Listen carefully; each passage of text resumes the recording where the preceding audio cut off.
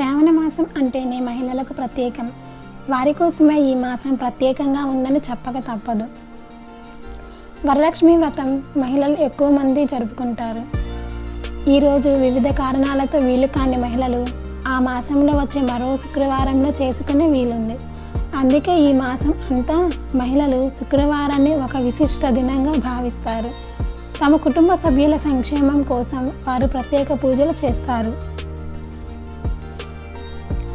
శ్రావణ శుక్రవారం అమ్మవారికి పూజలు జరిపితే ఏడాదంతా ఆనందంగా గడుస్తుందని, తమ కుటుంబానికి అమ్మవారు కష్టాలు దరిచేరనివ్వరని నమ్మకంతో పూజలు నిర్వహిస్తారు. అష్టలక్ష్మిలను మహిళలు నిత్యం పూజిస్తుంటారు.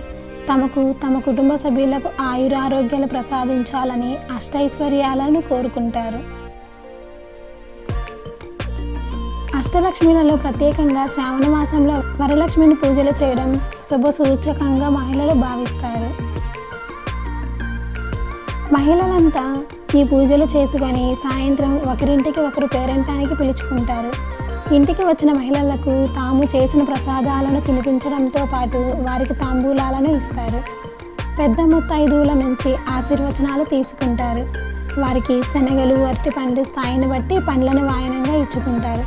ఇది సంప్రదాయంగా వస్తున్న ఆచారం కావడంతో మహిళలందరినీ సాయంత్రం వేళ ఒక చోట చేర్చే పండుగ శ్రావణ శుక్రవారం అని చెప్పాలి.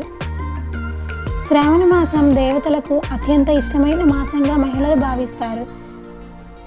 దీర్ఘ సుమంగళి యోగం సంభవించాలంటే ఈ మాసం అంతా అత్యంత శ్రద్ధ నిష్ఠలతో పూజలు చేయాలనుకుంటారు మహిళలు.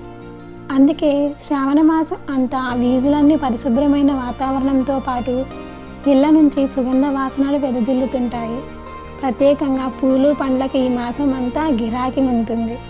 అందుకే శ్రావణ మాసం వస్తుందంటేనే మహిళలు కొత్త చీరలు, నగలతో దగదగా మెరిసిపోతుంటారు.